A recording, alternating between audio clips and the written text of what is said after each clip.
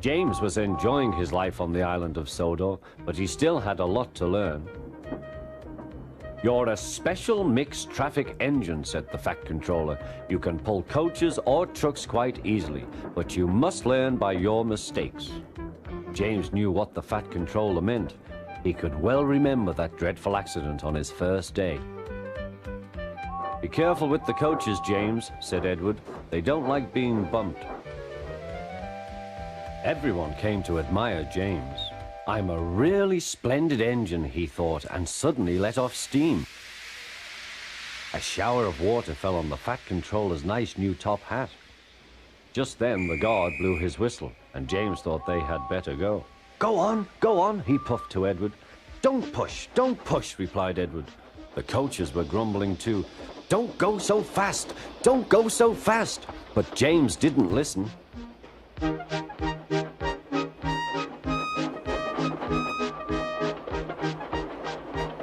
When at last they stopped at the next station, 2 coaches were beyond the platform. They had to go back to let the passengers out. But no one seemed to know about the Fat Controller's top hat, though James felt happier. Presently they came to the station where Thomas was waiting with his 2 coaches. "Hello, James," said Thomas. "Feeling better?" "That's right." "Oh, that's my guard's whistle. I must go.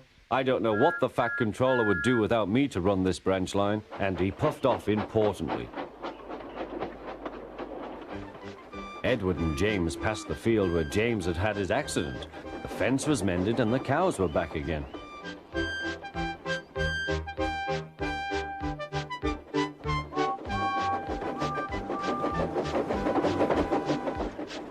They ended their journey and rested before setting off for home.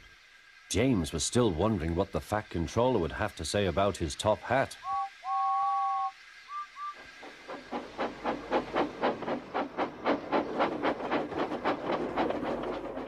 Next morning, the Fat Controller spoke severely to him. "If you can't behave, I shall take away your red coat and have you painted blue." James didn't like that at all. He was very rough with the grumbling coaches as he brought them to the platform. "Don't talk, come on," he called to them. "Gordon never has to fetch his own coaches," he thought to himself, "and he's only painted blue." To make James even more cross, this time no one came near him. "I'll show them," he thought. "They think Gordon is the only engine who can pull coaches."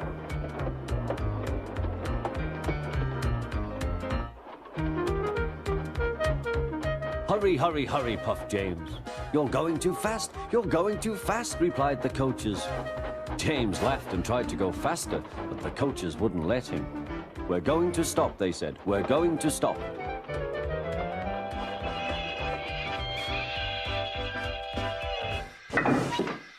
"What's the matter?" James asked his driver.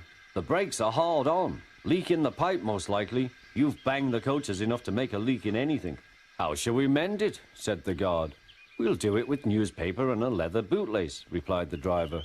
"Well, where is the bootlace coming from?" asked the guard. "Ask the passengers," said the driver. "You have a leather bootlace there, I see, sir," said the guard to a smartly dressed man. "Please give it to me." "I won't," said the man. "Then," said the guard, "I'm afraid the train will just stop where it is."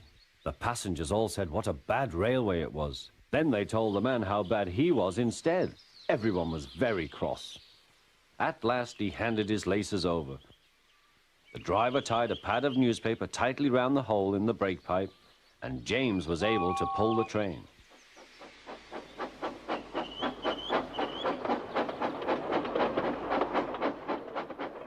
But he was a sadder and wiser James, and took care never to bump coaches again.